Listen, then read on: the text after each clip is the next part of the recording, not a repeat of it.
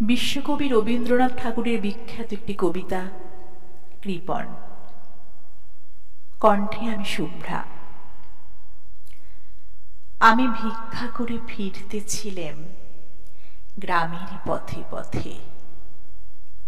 তুমি তখন চলেছিলে তোমার স্বর্ণরথে। অপূর্ব এক স্বপ্ন সম লাগতেছিল চক্ষে মম। কি বিচিত্র শোভা তোমার, কি বিচিত্র সাজ। আমি মনে ভাবতেছিলাম, এ কোন মহারাজ।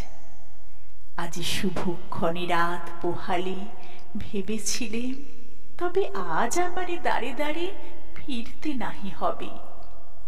বাহির হতে নাহি হতে কাহার দেখা পেলেম পথে। চলিতে রথ ধনধান্য ছড়াবে দুই ধারে। মুঠা মুঠা করিয়ে নেব, নেব ভারে ভারে। দেখি সহসা রথ থেমে গেল আমার কাছে এসে। আমার মুখপানে চেয়ে নামলে তুমি হেসে। দেখে মুখের প্রসন্নতা জুড়িয়ে গেল সকল ব্যথা।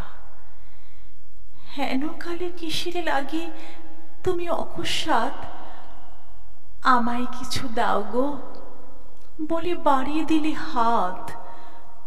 মরে এ কি কথা রাজাধিরাজ, আমায় দাও গো কিছু। শুনে ঘনকালীর তরে রইল মাথা নিচু। তোমার কি বা অভাব আছে ভিখারি ভিক্ষুকের কাছে? এ কেবল কৌতুকের বশে আমায় প্রবঞ্চনা। ঝুলি হতে দিলেম তুলে একটি ছোট কণা। যবে পাত্রখানি ঘরে এনে উজাড় করি, এ কি ভিক্ষা মাঝে একটি ছোট সোনার কণা দেখি।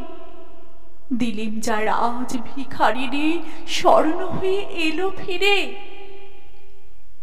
তখন কাঁদি চোখের জলে দুটি নয়ন ভরে। তোমায় কেন দিইনি আমার সকল শূন্য করে। কুয়ার ধারে। বিশ্বকবি রবীন্দ্রনাথ ঠাকুর। কণ্ঠে আমি শুভ্রা। তোমার কাছে চাইনি কিছু, শুধাই নেমুর নাম। তুমি যখন বিদায় নিলে নীরব রহিলাম। একলা ছিলেম কুয়ার ধারে নেমির ছায়া তলে।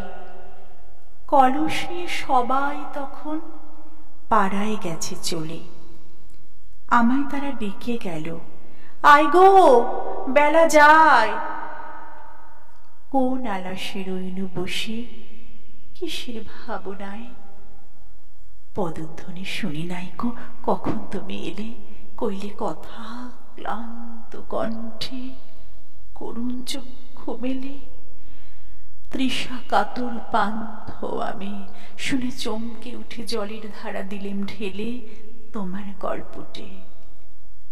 মরমরিয়া কাঁপে পাতা, কোকিল কোথা ডাকে। বাবলা ফুলের গন্ধ ওঠে পল্লী পথের বাঁকে। যখন তুমি শুধালে নাম পেলেম বড় লাজ। তোমার মনে থাকার মতো করেছি কোন কাজ। তোমায় দিতে পেরেছিলেম একটু তৃষার জল।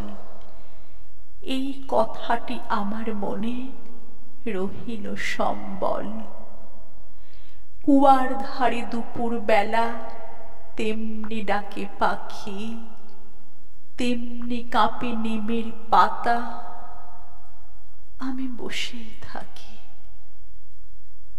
নমস্কার।